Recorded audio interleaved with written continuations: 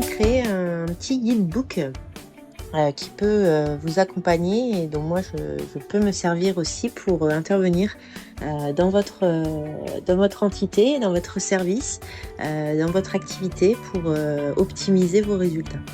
C'est une étude qui à l'origine a été réalisée pour le secteur de l'hôtellerie parisienne, mais qu'on peut généraliser ensuite et adapter pour une autre activité. Tout d'abord, une analyse horizontale du sujet, donc le yield management de la disparité. Je vais reprendre les grands principes et les ajustements qui sont donc possibles dans ces domaines pour optimiser vos résultats. Donc le yield, axé sur la productivité, la rentabilité financière. Le management, les grands principes du management, les procédures, la gestion des procédures et les personnalités du manager. Et la disparité du marketing mix, revenir sur les 4 piliers du marketing mix que sont le produit, le prix, la communication et la distribution. En parallèle, cette étude, elle a été réalisée par paliers pour répondre à la technique de la pyramide inversée.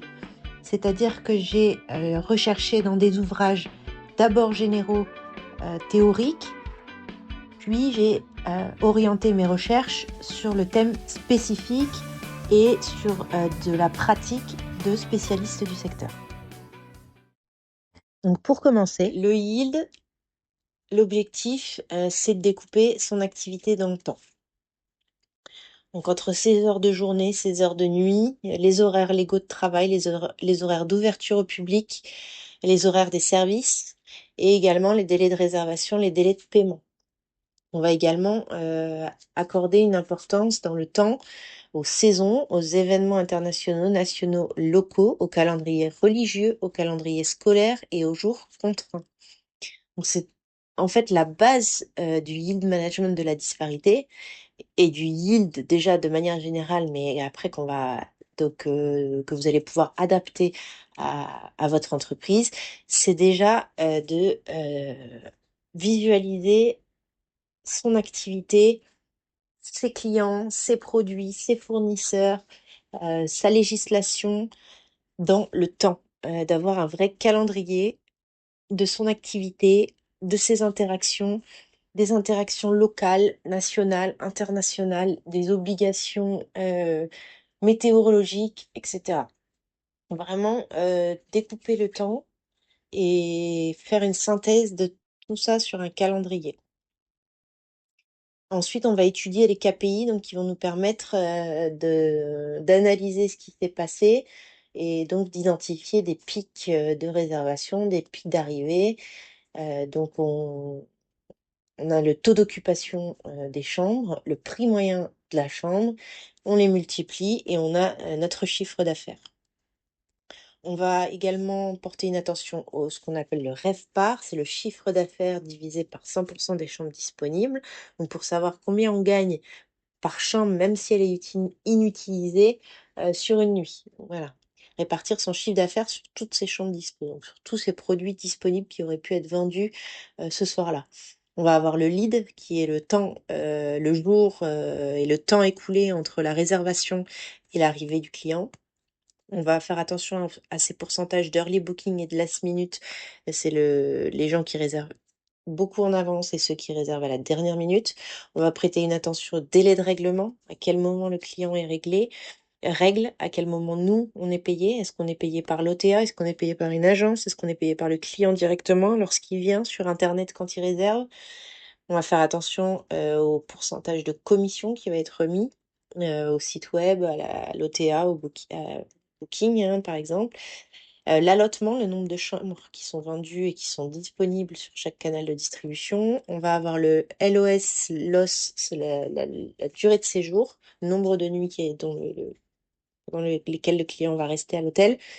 L'over, c'est un overbooking, c'est on vend plus de chambres que ce qu'on en a de disponibles. Combien on en fait dans l'année, combien on arrive à reloger les clients et notre pourcentage d'annulation. Pourcentage d'annulation qui va être une donnée très importante pour les les OTA sur leur propre site, c'est un calcul qu'ils font et qui détermine votre position dans les propositions qui sont faites au client lorsqu'il indique une destination.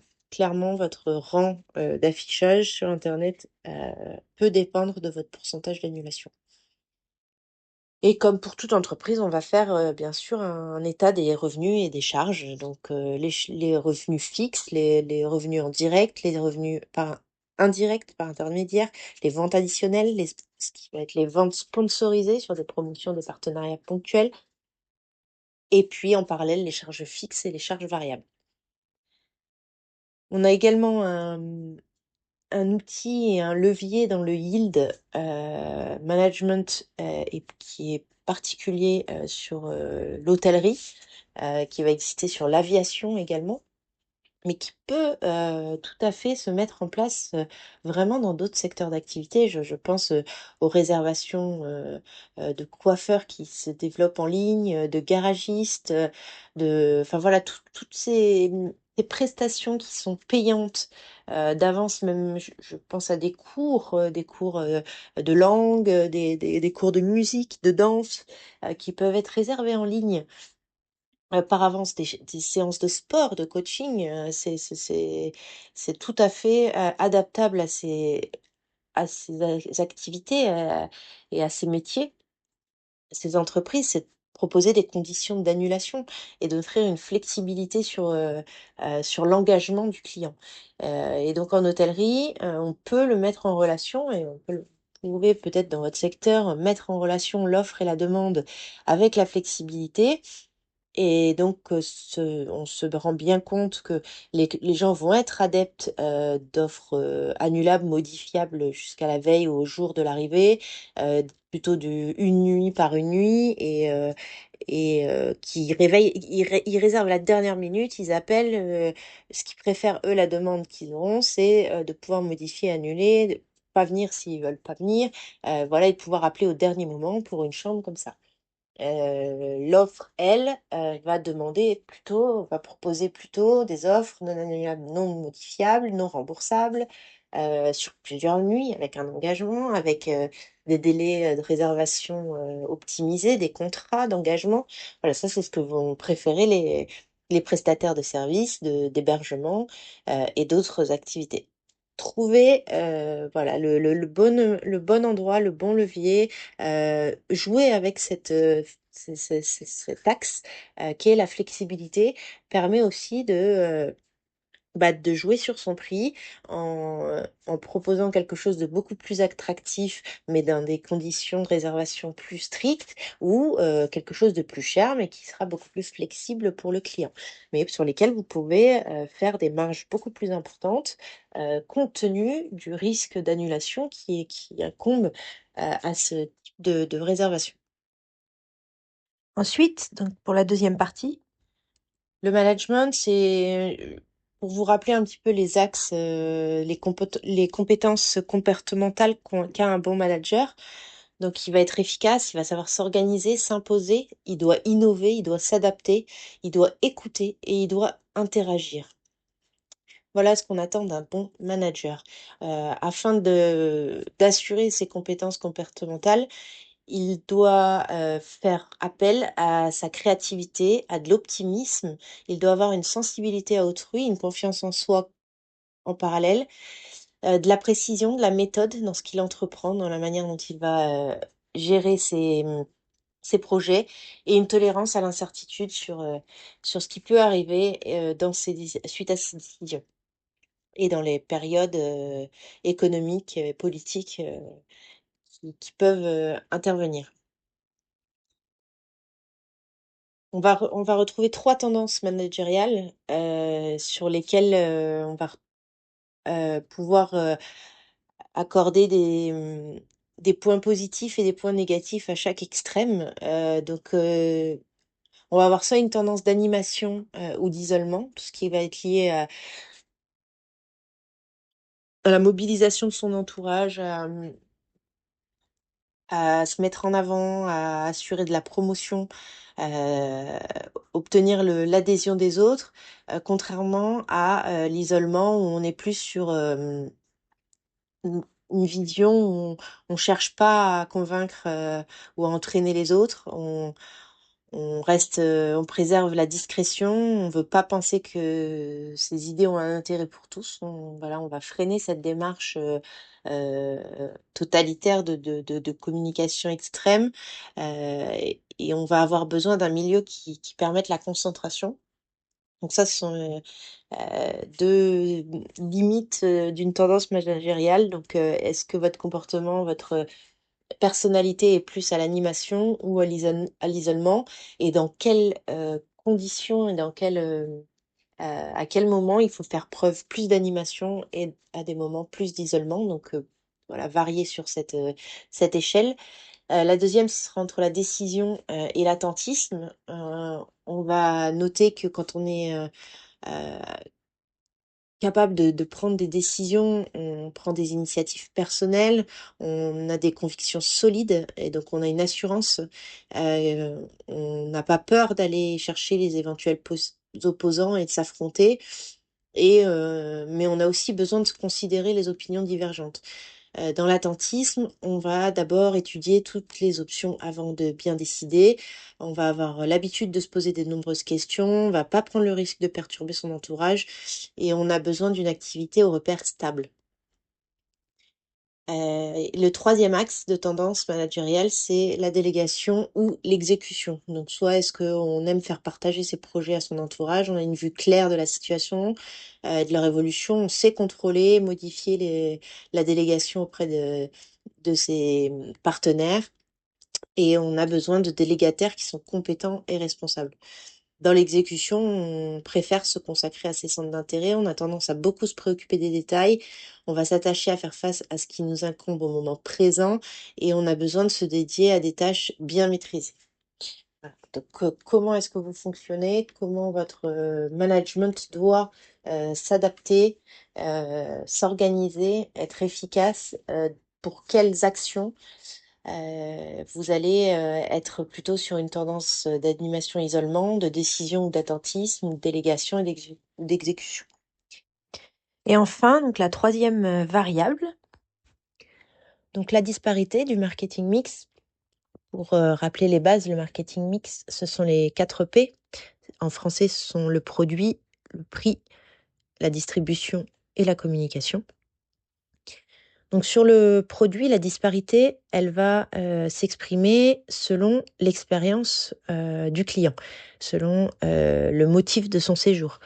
C'est-à-dire qu'on va peut-être lui vendre une chambre seule, ou alors on va lui vendre une chambre avec un petit déjeuner, où on va rajouter aussi un déjeuner, un dîner, donc pour faire un package interne ou avec même des extras. Ce qu'on va appeler des extras, ça va être éventuellement la possibilité d'arriver plus tôt le jour d'arrivée ou de partir plus tard, ce qu'on appelle un late check-out. Il existe aussi, par exemple, le surclassement, la possibilité d'offrir au client l'accès à une suite alors qu'il avait réservé une chambre classique.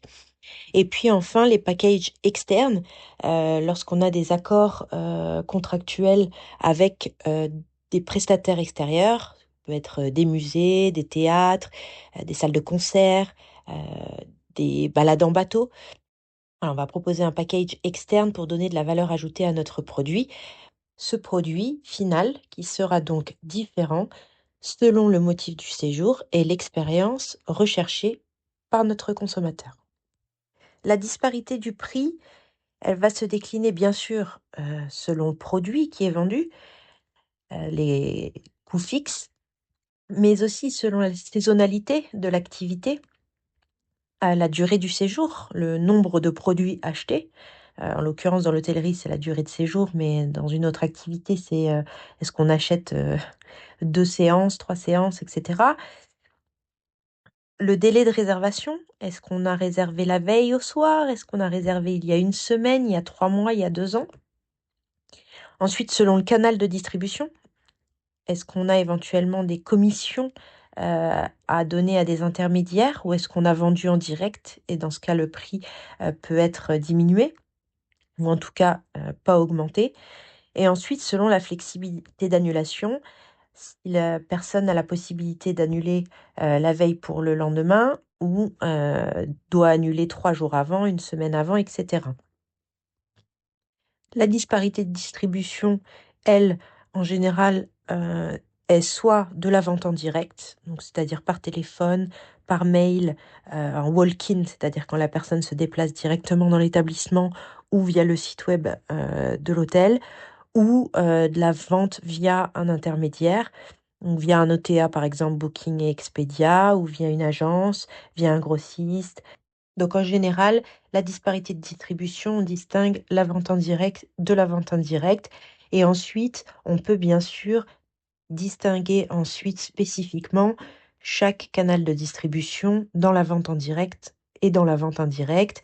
Est-ce que c'est du téléphone, du mail, et est-ce que c'est un OTA, est-ce que c'est Booking, est-ce que c'est Expedia, et adapter ensuite sa distribution selon le coût aussi de chaque canal.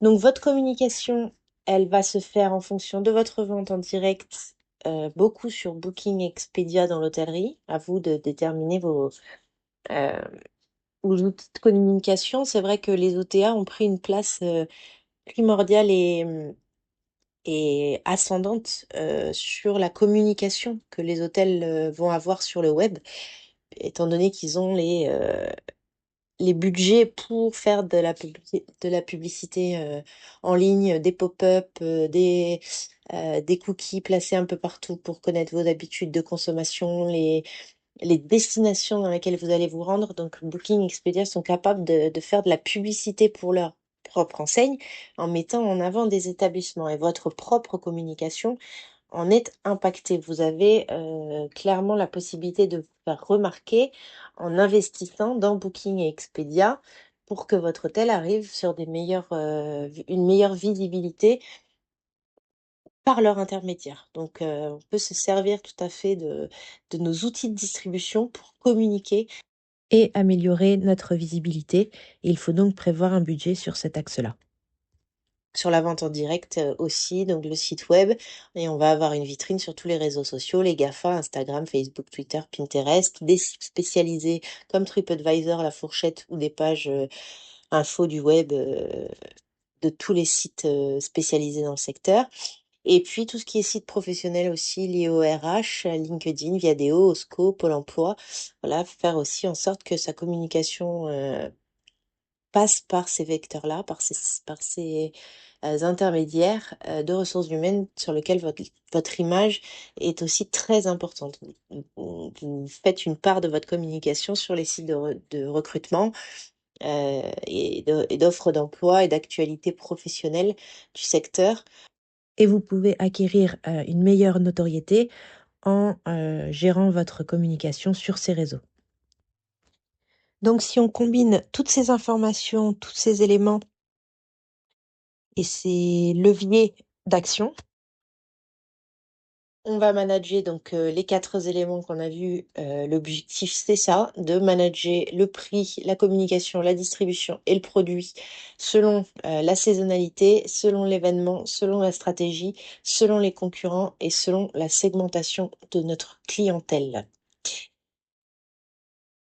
Donc, pour bien manager et s'adapter à chaque période et pouvoir agir efficacement sur son propre yield et sa rentabilité, il faut avoir des procédures qui sont bien définies, qui sont rédigées, donc faire des fiches de produits, fiches de segments d'acheteurs et d'intermédiaires, avoir une grille tarifaire qui est clairement rédigée et accessible et facilement lisible, et se mettre activement au maillage numérique, donc connaître toutes ces entrées sur le web, ces points de vitrine, ses adhérents, ses clients, ses prospects, ses fidèles, ses ponctuels, ses agences, faire un vrai maillage numérique pour pouvoir après faire une vraie segmentation de sa clientèle, c'est très, très important et ça va nous permettre de cibler, donc les actions. Vraiment cibler à chaque fois une action, pour, faire un objectif sur une période donnée et adapter son management à chacune de ces actions.